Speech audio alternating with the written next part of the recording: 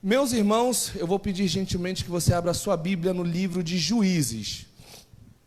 Aleluias. E como eu sempre digo, enquanto você vai procurando, você vai glorificando a Deus, dando a Ele glórias, aleluias, porque Ele merece. Livro de Juízes, capítulo 7. Nós vamos ler 8 versículos, meus irmãos. 8 versículos. Quem achou, diga amém. Quem achou, diga amém. Aleluia. E diz assim o epígrafo: Gideão, com 300 homens, vence os midianitas. Versículo 1. Então Jerubaal, que é Gideão, se levantou de madrugada, e todo o povo que com ele havia, e se acamparam junto à fonte de Arote, de maneira que tinha o arraial dos midianitas para o norte, pelo outeiro de Moré, no vale. E disse o Senhor a Gideão: muito é o povo que está contigo, para eu dar os midianitas em tuas mãos, a fim de que Israel não se glorie contra mim, dizendo: a minha mão me livrou. Agora, pois, apregou aos ouvidos do povo, dizendo: quem for covarde e medroso, que volte e vá-se apressadamente das montanhas de Gileade. Então voltaram do povo 22.000, e 10.000 ficaram. E disse o Senhor a Gideão: ainda muito povo há, faze-os descer às águas, e ali os provarei. E será que aquele que eu disser, este irá contigo, este contigo irá? Porém, todo aquele que eu disser, este não irá contigo, este não irá. E fez descer o povo às águas. Então o Senhor disse a Gideão: qualquer que lamber as águas com a língua, como as lambe o cão, esse porás à parte, como também a todos aqueles que se abaixar de joelhos e a beber. E foi o número dos que lamberam, levando a mão à boca, 300 homens, e todo o resto do povo se abaixou de joelhos a beber as águas. E disse o Senhor a Gideão: com estes 300 homens que lamberam as águas, vos livrarei e darei os midianitas na tua mão, pelo que toda outra gente se vá, cada um ao seu lugar. E o povo tomou à sua mão a provisão e as buzinas, e ele enviou todos os outros homens de Israel, cada um à sua tenda. Porém, os 300 homens reteve, e estava o arraial dos midianitas abaixo no vale. Feche seus olhos, encurve sua cabeça mais uma vez. Nós já oramos por um outro motivo, e agora vamos orar tão somente pela palavra. Senhor Jesus, dando continuidade a este culto que é totalmente dedicado a Ti, nós queremos Te agradecer pelo privilégio qual o Senhor nos dá de estarmos na Tua casa, de ouvirmos a Tua palavra. Senhor, que a Tua igreja possa, Senhor, ser ministrada por essa palavra, não por eu estar lá ministrando, mas pela palavra ser Tua. Então eu te peço, eu te suplico a Deus, abre o entendimento da tua igreja, fala não apenas aos ouvidos, mas também ao coração, toca na alma, Senhor, que haja uma perfeita e plena conexão, ó Deus, daquilo que o Senhor deseja falar e quanto à necessidade da tua igreja. Supre, ó Deus, a necessidade do teu povo, responde, Senhor, àqueles que anseiam por uma resposta, que esta palavra possa vir para estruturar, que esta palavra possa vir para ampliar o campo de visão, que esta palavra, Senhor, em nome de Jesus, venha para transformar o nosso caminhar, ó Deus, porque a tua palavra, Senhor, tem esse motivo, tem esse propósito, nos estruturar, trazer a vida, nos libertar, nos reedificar e nos salvar. Então que nesta noite, para a glória do teu santo nome, ó Deus, a tua palavra possa agir, possa atuar de maneira maneira plena e que não haja barreiras, ó Deus, para que nenhum de nós não consigamos ouvir a tua voz. Repreenda todo o mal, ó Deus, tira toda a falta de atenção da tua igreja, Senhor. Eu te peço em nome de Jesus, mantenha a tua igreja conectada, ó Deus, não naquilo que eu falo, mas no poder da tua palavra, que a tua palavra, Senhor, em nome de Jesus, ó Deus, possa penetrar aonde a minha voz não é capaz de penetrar, que a tua palavra possa transformar as vidas como a minha vida não tem o poder de transformar, que a tua palavra possa fortalecer, ó Deus, como eu, sendo miserável pecador que sou, não tenho como fortalecer, mas a tua palavra pode, a tua palavra tem esse poder, a tua palavra, tudo através da tua palavra, Senhor. Então eu te peço, fala a tua igreja, fala com a tua igreja, ó Deus, nesta noite, para a glória do teu santo nome, em nome de Jesus. Aleluias. Meus irmãos, falar de Gideão é um tanto complexo para nós que ministramos, porque Gideão é uma mensagem que a todo momento ela é executada, a todo momento ela é ministrada. Então eu poderia dizer que é uma passagem que já está até mesmo estressada, porque todos já conhecem, a grande maioria. Quem nunca ouviu falar aqui de Gideão? Ninguém, ou seja, todos já ouviram falar de Gideão. Pode ligar aqui esse ventilador para mim, por gentileza?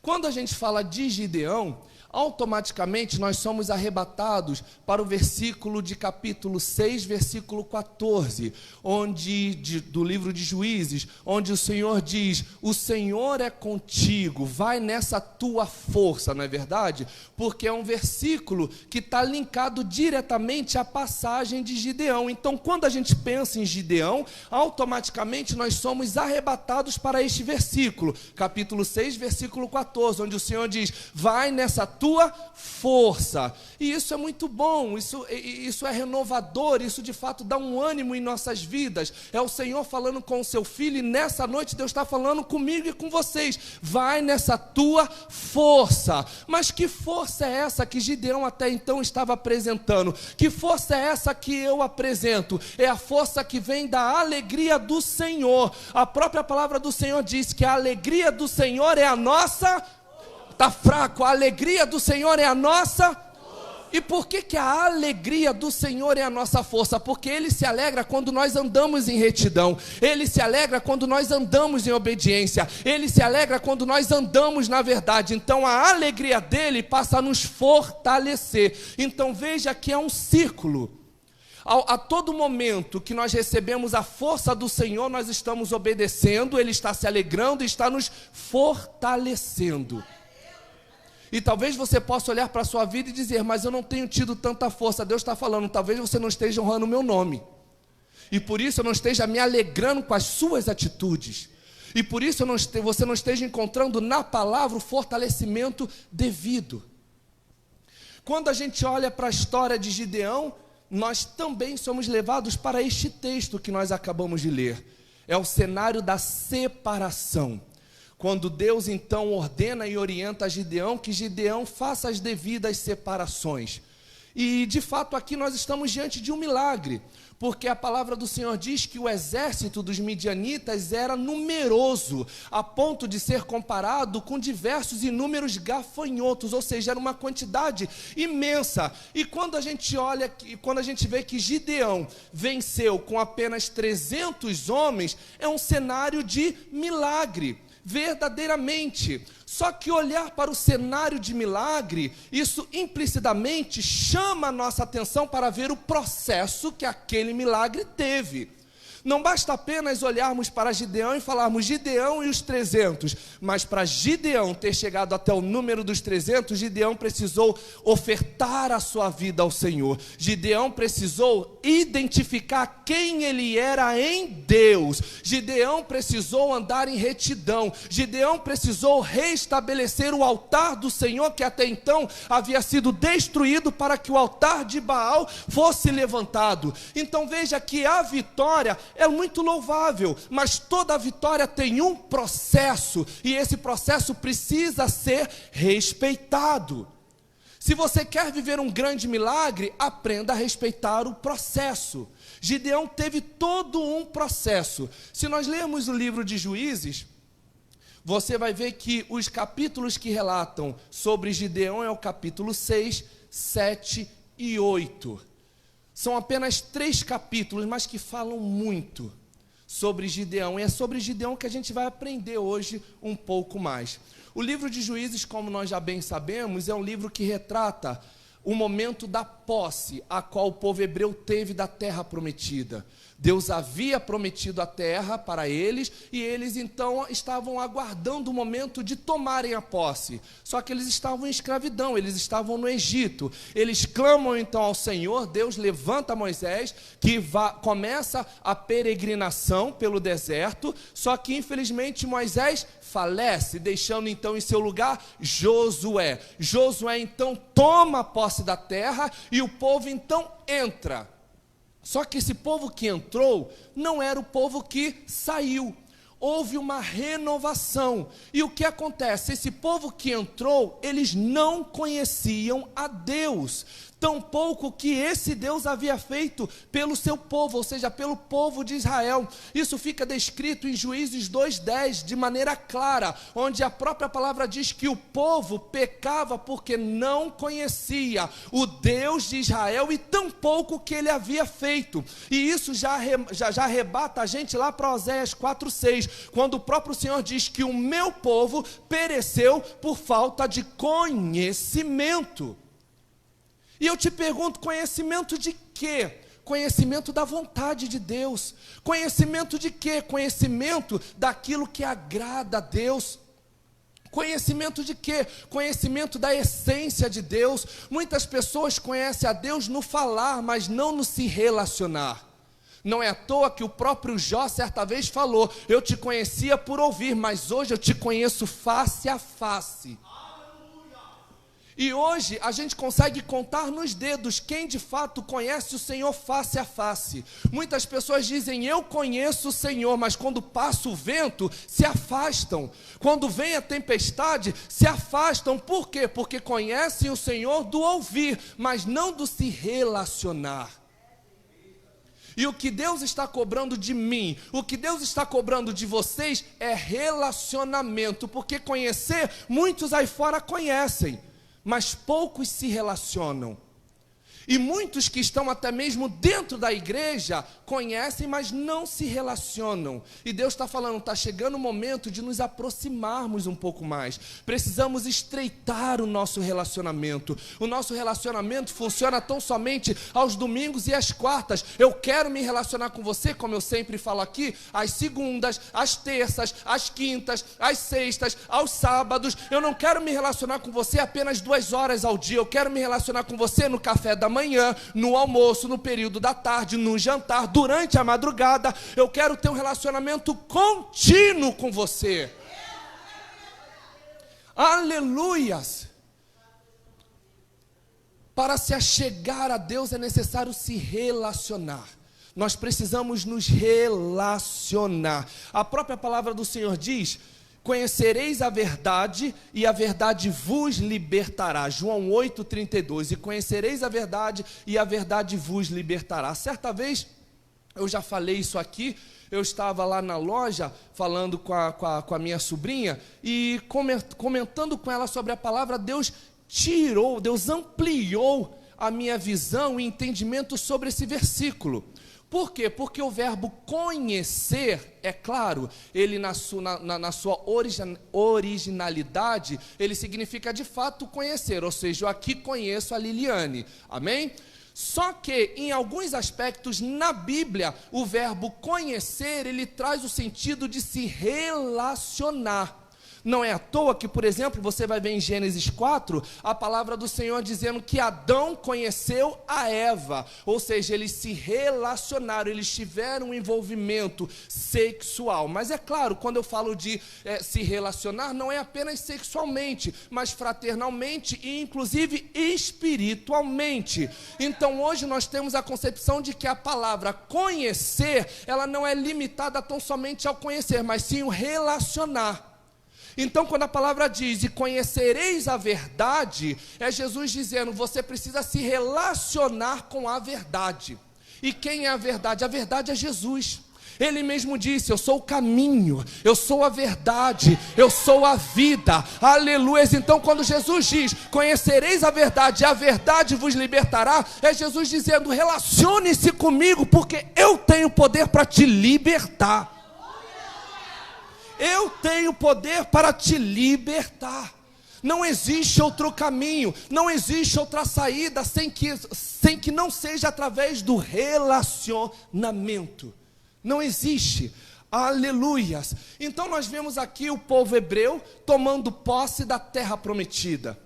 Só que, como eu falei, esse povo ele não conhecia mais a Deus, ele não conhecia mais as vontades de Deus. Então eles começaram a se envolver com esses povos, dos quais haviam tomado as terras de Canaã. E que povos eram esses? Eram os amorreus, os cananeus, os heteus, os perizeus, os heveus, os jebuseus. Joey, você decorou tudo isso? Não, eu estou lendo mesmo, tá bom? Para vocês não acharem que eu tenho uma mente super poderosa. Não, estou lendo aqui mesmo. Então o que acontece? Em Êxodo 34, o Senhor disse para o seu povo, eu vou devolver a terra, mas chegando nessa terra, vocês precisam expulsar esses povos. Vocês não podem, de forma alguma, fazer alianças com esse povo, porque é um povo pagão, é um povo que não professa a mesma fé, é um povo que são idólatras a outros deuses. Só que chegando lá, eles começam a se relacionar, começam a fazer alianças, ou seja, começam a fazer tudo aquilo contrário ao que Deus havia orientado. E daí então Deus manifesta a sua justiça, Deus manifesta o seu juízo. Joey, como assim? Deus então castigou o povo? Não, Deus permitiu que a sua justiça fosse manifesta através de uma ferramenta chamada lei da semeadura. E essa lei da semeadura está em Gálatas 6:7, que diz, pois tudo que o homem semear, isso também ceifará.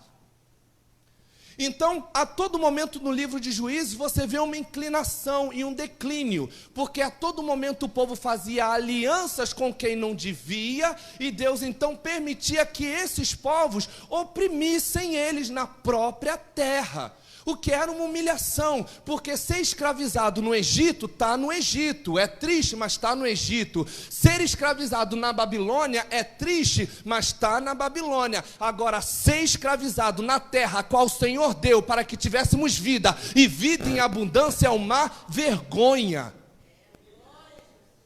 Só que eles estavam passando por essa vergonha pela desobediência. Quando a gente estuda o livro de Juízes, quando a gente não apenas lê, mas estuda, a gente vê que o período de opressão, o total do período de opressão, levou cerca de 91 anos. É claro, com intervalos, mas somados, deu um total de 91 anos. E quando eu lembro de 91 anos, eu lembro que o período do qual durou o cativeiro babilônico foi de 70 anos. Ou seja, para quem é bom em matemática, vai ver que dá uma diferença de 21 anos, ou seja, 21 anos a mais sendo oprimido na terra prometida. E talvez você esteja perguntando, mas por que eu estou passando por tanta luta no casamento a qual o Senhor prometeu? Por que eu estou passando por tanta luta no emprego a qual o Senhor prometeu? Por que eu estou passando tanta luta no ministério a qual o Senhor prometeu? Deus está falando, analise-se, porque talvez você esteja em desobediência e esteja colhendo aquilo que você plantou. Tão somente o que você plantou. Aleluias. Então, para você entender um pouco mais a vida de Gideão, no capítulo 6, versículo 1 e 2 diz assim, porém os filhos de Israel fizeram o que parecia mal aos olhos do Senhor, e o Senhor os deu nas mãos dos medianitas por 7 anos, e prevalecendo a mão dos medianitas sobre Israel, fizeram os filhos de Israel para si covas que estão sobre o monte, e as cavernas e as fortificações. Então veja, Deus deu uma terra para eles, Deus prometeu e falou, eu vou devolver a terra para vocês, vocês só precisam se manter em fidelidade. Infidelidade. Mas por conta da infidelidade, Deus permite que esses povos pagãos oprimissem eles, a ponto deles subirem e cavarem covas para sobreviverem. Olha o nível de humilhação. Eles precisavam se esconder na própria terra, eles precisavam cavar, ou seja, deixaram as suas casas, cavaram na terra para preservarem a própria vida na terra que Deus havia dado para que eles fossem livres. Mas pela desobediência, eles estavam colhendo o que plantaram. Totalmente colhendo o que plantaram. Daí então, no versículo 11 do mesmo capítulo, a palavra diz assim: então o anjo do Senhor veio e assentou-se debaixo do carvalho que está em Ofra, que pertencia a Joás, a Abiesrita. E Gideão, seu filho, estava malhando trigo no lagar para se salvar dos medianitas. Então o anjo do Senhor lhe apareceu e lhe disse: o Senhor é contigo, varão valoroso.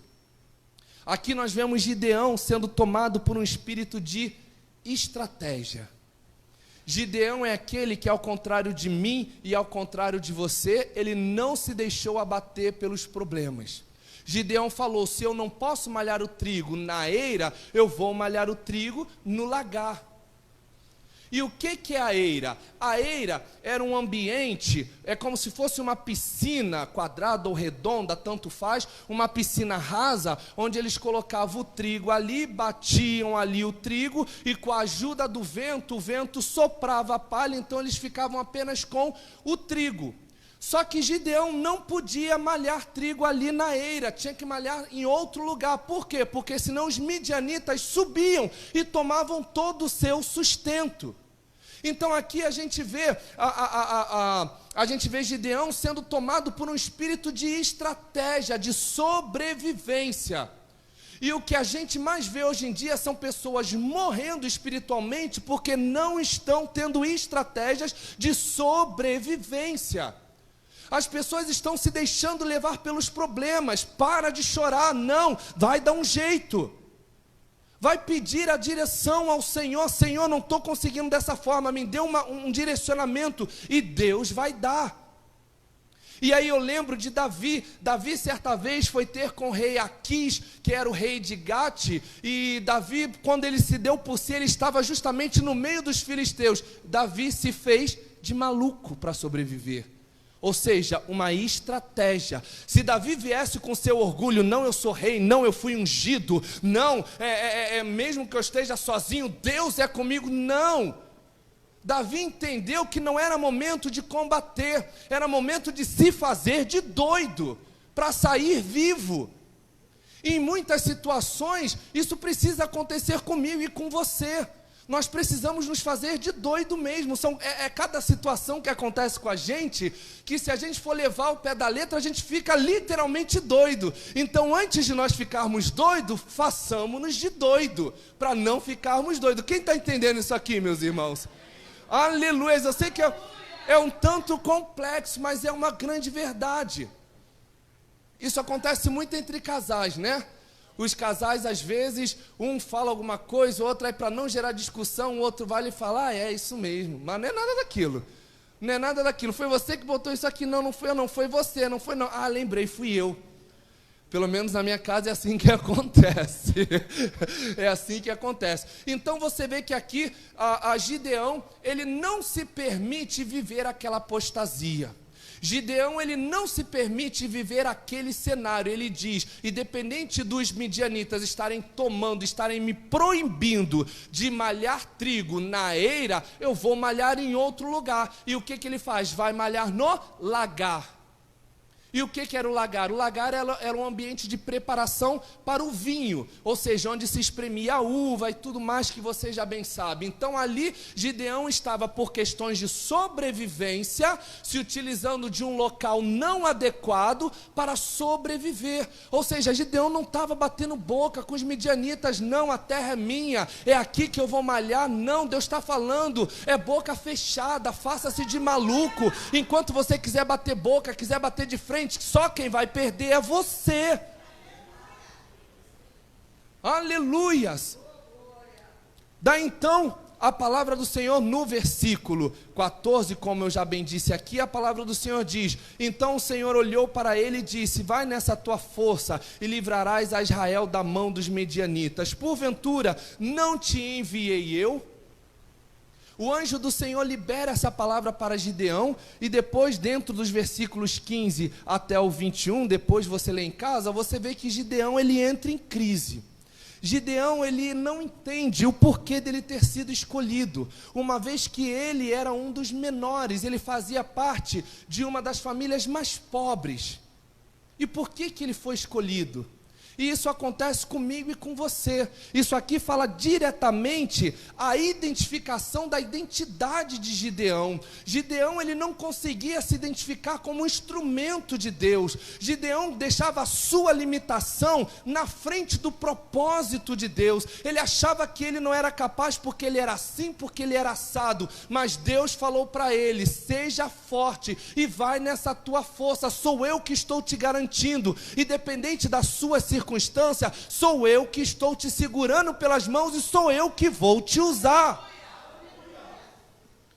E essa palavra vem contra mim, vem a favor da minha vida e da sua vida, que muitas das vezes nós achamos que nós não somos capazes, por não sermos aceitos, por termos uma forma diferenciada de vida, por talvez as pessoas, que o sistema de repente nos contradizer. Deus está falando: foi você que eu escolhi, é você que eu vou levantar. Eu só preciso que você se encaixe, eu só preciso que você entenda quem é você nas minhas mãos. Isso faz toda a diferença. Não adianta Deus ter um projeto, não adianta Deus ter um propósito, e eu e você, nós não nos alinharmos naquilo que Deus tem para fazer em nossas vidas e através das nossas vidas. Nós precisamos entender a nossa identidade em Deus. Quem é você? Quem é o Joey? Nós somos filhos de Deus. Somos filhos de Deus. Se alguém disser menos, não aceite. Por quê? Porque existe um documento que te atesta: você é filho de Deus, para a glória do Senhor. Aleluias. Entre os versículos 15 até o 21, como eu mencionei, Gideão também, depois de ter entendido a sua identidade em Deus, Gideão ele faz uma oferta. Ele faz um banquete para o anjo. E isso é muito bom, porque isso demonstra a gratidão de Gideão a Deus. E esse cenário a gente vê também no livro também de Juízes, capítulo 13, quando a gente fala de Manoá e a esposa de Manoá, que são os pais de Sansão. Eles também recebem a visita do anjo, também recebem uma promessa, e eles decidem ofertar, eles decidem dar um alimento, eles decidem oferecer um manjar para o anjo do Senhor. E o anjo, de igual modo, recebe e sobe através das nuvens. E o que eu aprendo tanto aqui no cenário de Gideão, quanto no cenário de Manoá? Aquele que verdadeiramente é portador de uma promessa, ele tem o seu coração grato. Ele é movido por gratidão. A promessa nem se realizou, mas Gideão já está ofertando. A promessa ainda nem se concretizou, mas Gideão entende: eu preciso ser grato. Por quê? Porque quando eu menos sequer merecia, Ele me escolheu. Então o fato de você estar aqui hoje, aleluia, já é um grande motivo para nós sermos gratos. Por quê? Porque não fomos nós que escolhemos Ele, foi Ele que nos escolheu. Aleluias! Foi Ele que nos escolheu. Foi Ele que foi lá na favela, foi Ele que foi lá na esquina, foi Ele que foi lá no hotel, foi Ele que foi lá na boca de fumo, foi Ele que foi lá na cadeia e nos resgatou. Aleluias! Por quê? Porque somos bons? Não, porque a graça e a misericórdia dele são plenas em nossas vidas. O Joey foi escolhido por quê? Porque prega bem? Não. Porque a graça e a misericórdia de Deus é sobre a vida do Joey. A Jéssica ministrou hoje, por quê? Porque ela canta bem? Não. Porque a graça e a misericórdia de Deus estão sobre a vida dela. Nós não estamos aqui por conta do que nós fazemos. Nós somos aqui por conta do valor que foi pago na cruz. Foi pago um alto valor, um valor de sangue. E é justamente por isso que o Espírito Santo fica conectando vidas para resgatar as que estão perdidas. E Ele quer justamente se utilizar de mim e de você. Aleluias. Daí então, um pouco mais adiante, nós vemos agora Gideão obedecendo às instruções de Deus. Entre os versículos 25 e até o 31, nós vemos que Deus então ordena que Gideão derrube o altar de Baal e também o Deus Bosque. O que é o Deus Bosque? O Deus Bosque é uma representatividade de Azerá, que era uma deusa, ou seja, no sexo feminino, que de igual modo a Baal eram considerados os deuses da fertilidade. Então veja que o altar do Senhor havia sido derrubado pelos midianitas e havia sido levantado um altar para Baal e para a deusa Bosque. Daí então Deus fala: você vai derrubar o altar de Baal e vai levantar um altar em meu nome. E Gideão obedece. Gideão segue as orientações de Deus. E Deus está falando: tem muito altar na vida de um e de outro que ainda precisa ser derrubado. Altar de orgulho, altar de adultério, altar de mentira, altar de promiscuidade. Deus está falando: tem diversos altares que precisam ser derrubados para que o meu seja erguido e que a glória seja tão somente minha. Aleluias. Gideão então obedece à voz do Senhor e lhe quebra todo aquele altar que havia sido levantado para Baal. E daí então ele passou a ser conhecido como Jerubaal ao invés de Gideão, que significa aquele que contenda contra Baal. Aleluias. E então nós vemos entre os versículos 36 e 40 um momento de sensibilidade de Gideão. Um momento o qual Gideão coloca o Senhor à prova. Ele fala: Senhor, o Senhor é comigo mesmo? Conjecturando para que vocês entendam: o Senhor é comigo mesmo? Porque se o Senhor é comigo, permita-me fazer prova de ti. Muitas pessoas acham que aqui Gideão tentou a Deus. Não, Gideão fez prova de Deus. Fazer prova de Deus é diferente de tentar a Deus. E nós precisamos entender muito bem isso. Gideão, ele fez prova de Deus. Ele falou: Senhor, eu vou colocar um velo de lã na eira e eu gostaria que tudo ao redor estivesse seco e o velo estivesse molhado. Daí então Gideão levanta de madrugada e ele pega aquele velo, e aquele velo estava tão úmido que foi capaz de encher uma taça, encher um copo. E de fato o velo estava úmido, mas ao redor estava tudo molhado. Seco, perdão. Só que não satisfeito, Gideão diz: Senhor, não te atente a tua ira para mim. Se me permite, permita-me fazer novamente uma prova de ti. Dessa vez eu gostaria que todo o redor estivesse úmido, mas que o velo estivesse seco. E assim o Senhor fez. Entenda que aqui Gideão faz algo que muitas das vezes eu e você nós não fazemos, que é pedir a confirmação ao Senhor. Muitas pessoas batem no peito e dizem: o Senhor falou comigo. Deus pode até ter falado, mas será que a pessoa pediu a devida confirmação? Muitas pessoas fazem o que sentem no coração, esquecendo que o proverbista disse que o coração do homem é enganoso. O coração, ele tem o poder de nos enganar, de fazer o que parece certo ser errado e o que parece errado ser certo. Deus está falando: peça a confirmação. O que está faltando na vida de muitos de nós é a sensibilidade de confirmarmos a vontade de Deus para as nossas vidas. E Gideão aqui pediu a confirmação. Nós precisamos estar atentos aos sinais. Deus, ele trabalha muito com sinais. Não foi à toa que Elias no Monte Carmelo pediu um grande sinal. E que sinal foi esse? Que descesse fogo dos céus. E Deus assim o abençoou. Nós precisamos estar atentos aos sinais. As pessoas, elas dão sinais. As pessoas dão sinais de estarem doentes. As pessoas dão sinais de estarem felizes. As pessoas dão sinais de estarem desesperadas. As pessoas dão sinais de estarem calmas. As pessoas dão sinais. E se nós não estivermos antenados e ligados nos sinais, a gente acaba perdendo. Quer ver só? Sansão e Dalila. Sansão e Dalila a todo momento dizendo para Sansão: Sansão, onde está o teu segredo? Qual é o teu segredo? Da onde vem a tua força?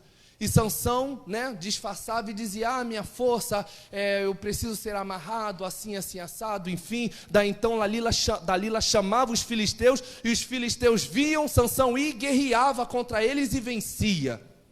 Depois de algum tempo veio Dalila de novo e falou: Sansão, meu amor, você não me conta o teu segredo. Se você me ama, me conta o teu segredo. Qual é o teu segredo? Dalila já estava dando sinais, mas Sansão, motivado pela paixão, não estava se tocando. Conseguem perceber? Os sinais estão sendo dados para Sansão, e Sansão, motivado pela paixão, não estava se dando conta de que estava entrando numa emboscada. Daí então Sansão diz: meu amor, a minha força vem, por exemplo, se me amarrar nos pés, um exemplo, me amarra nos pés com um fio virgem que eu perco a minha força. Daí então Dalila ia lá, entregava ele para os filisteus vieram, mas aí Sansão, como Sansão não tinha dito a verdade, Sansão ainda tinha toda a força e combatia com os filisteus. Só que certa vez, pelo fato de não ter se tocado nos sinais, Sansão de fato falou a verdade. A minha força vem porque eu sou nazireu, então eu não posso cortar o cabelo. Se cortar o meu cabelo, eu perco as forças. Ou seja, Sansão se entregou de bandeja. Sansão não se deu conta nos sinais que estavam alertando ele há tempos, há meses, há anos talvez, e Sansão não se deu conta e se entregou de bandeja. Daí então vieram os filisteus, e desta vez, sabendo do real motivo, Dalila já tinha cortado os seus cabelos. Quando os soldados chegaram, Sansão já estava fraco, já tinha perdido a força.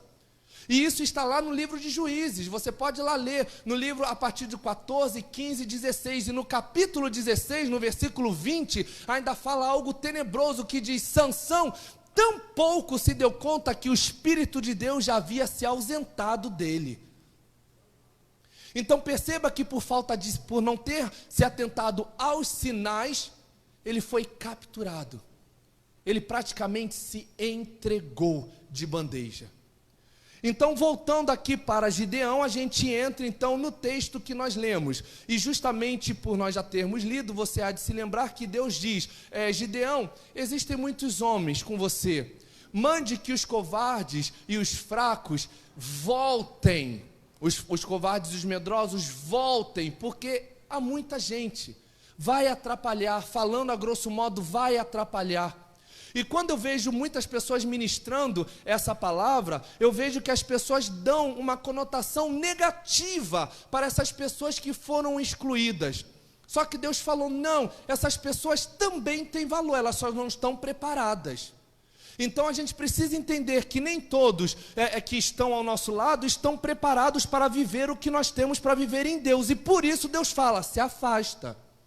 Afasta de você, porque não faz parte do propósito, não estão preparadas. Não é que não mereçam, mas não estão preparadas. No momento não estão preparadas, mas futuramente podem vir a estar. E se elas entrarem em combates despreparadas, covardes, elas vão comprometer o processo. Gideão então manda que os covardes e os medrosos se ausentem, e futuramente Gideão fala: então vamos para a guerra. E Deus fala: não, Gideão, ainda há muito, você vai separar novamente esses homens.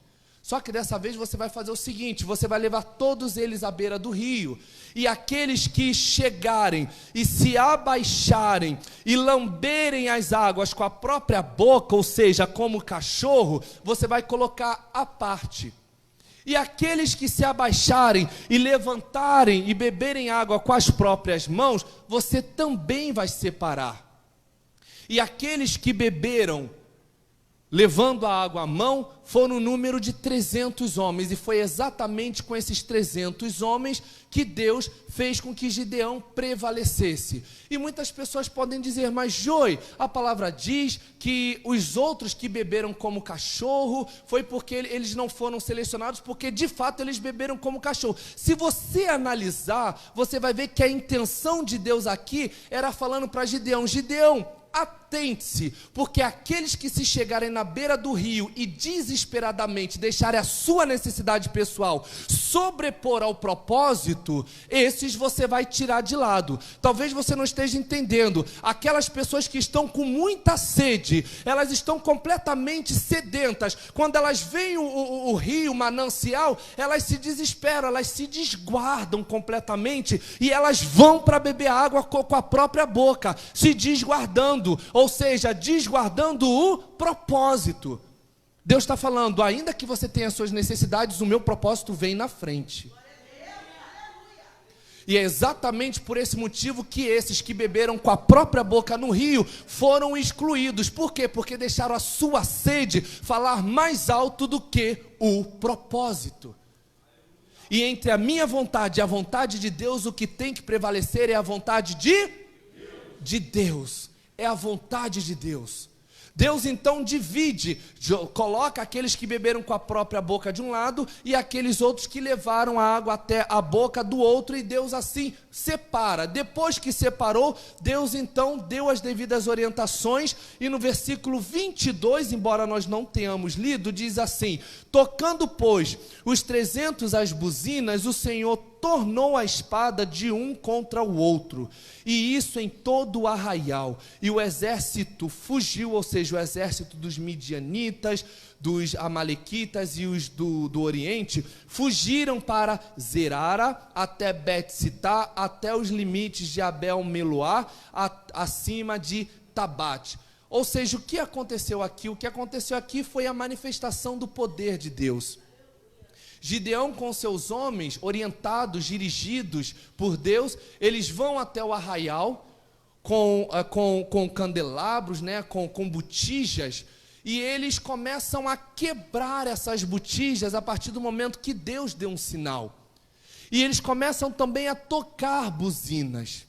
Então os soldados, os midianitas, eles ouvem aquele som, eles se assustam e começam a correr.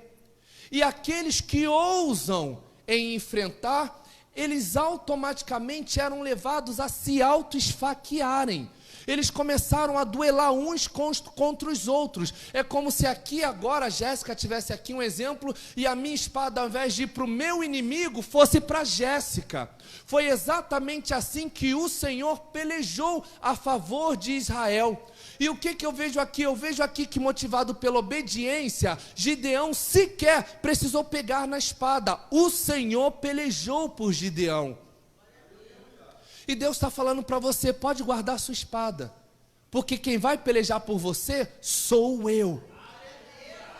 Mas eu só pelejo por aqueles que andam em obediência, eu só pelejo por aqueles que andam em retidão, eu só pelejo por aqueles que sabem se separar. Ah, mas Deus, o meu amigo, será que ele não pode ir? Eu gosto tanto dele. Não, não pode, porque ele não está preparado. Ah, mas eu gosto tanto do meu esposo não pode ir. Não, porque o seu esposo não está preparado. Existem limites de maturidade, existem limites de entendimento. Em algum momento você vai ter de caminhar sozinho, você vai ter de estar no propósito sozinho, você vai ter de estar na luta sozinho entre os homens, mas acompanhado por Deus, porque é Ele que vai à sua frente para pelejar as tuas guerras.